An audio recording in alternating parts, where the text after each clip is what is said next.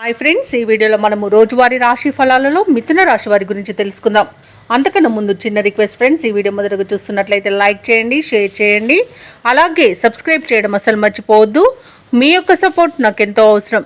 ఇక ఈరోజు మిథున రాశి వారికి చూసుకున్నట్లయితే దూర ప్రయాణాలు చేయవలసి వస్తుంది కాబట్టి తగిన విధంగా సంసిద్ధమై ఉండండి.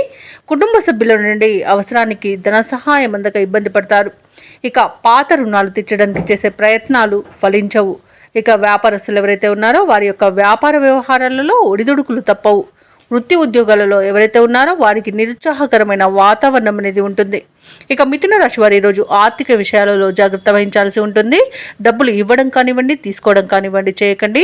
అలాగే ఎవరైతే దూర ప్రయాణాలు చేస్తున్నారో ఆ ప్రయాణాలలో వాహన ప్రమాద సూచనలు కనబడుతున్నవి కాబట్టి తగిన జాగ్రత్తలు తీసుకోండి. వాహనాలను మరమ్మతులు చేయించుకోండి.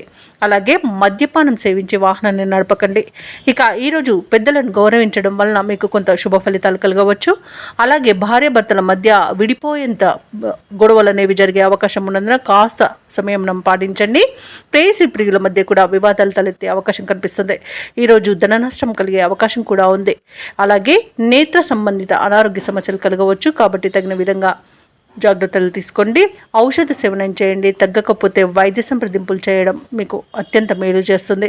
ఇక ఈరోజు మిథున రాశి వారికి వ్యాపార నష్టం, భూ నష్టం, విద్యా నష్టం అనేది, ఉద్యోగ నష్టం అనేది కలిగే అవకాశం కనిపిస్తుంది. ఇక వైద్య రంగం వారికి ఇబ్బందులు తప్పకపోవచ్చు.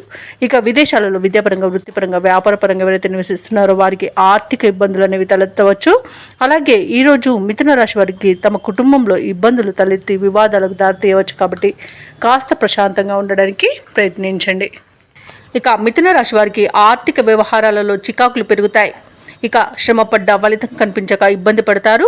ఆలయాలను సందర్శిస్తారు. దేవాలయాలను సందర్శించినప్పుడు మీరు ముఖ్యంగా గుర్తుంచుకోవాల్సింది మీ ఇష్టదైవం యొక్క ఆరాధన అనేది మీకు మంచి చేస్తుంది కాబట్టి తప్పకుండా దిశగా ప్రయత్నించండి.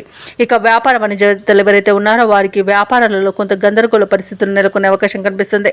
ఇక ప్రభుత్వ ఉద్యోగస్తులకు ఒత్తిడులు అనేవి పెరుగుతాయి. పారిశ్రామికవేత్తలకు, కళారంగంలో వారికి వారి యొక్క యత్నాలు ముందుకు సాగవు. వ్యవసాయదారులకు నిరాశకి గురయ్యే అవకాశం కనిపిస్తుంది. ఇక విద్యార్థులకు, మహిళలకు కూడా నిరాశ తప్పకపోవచ్చు.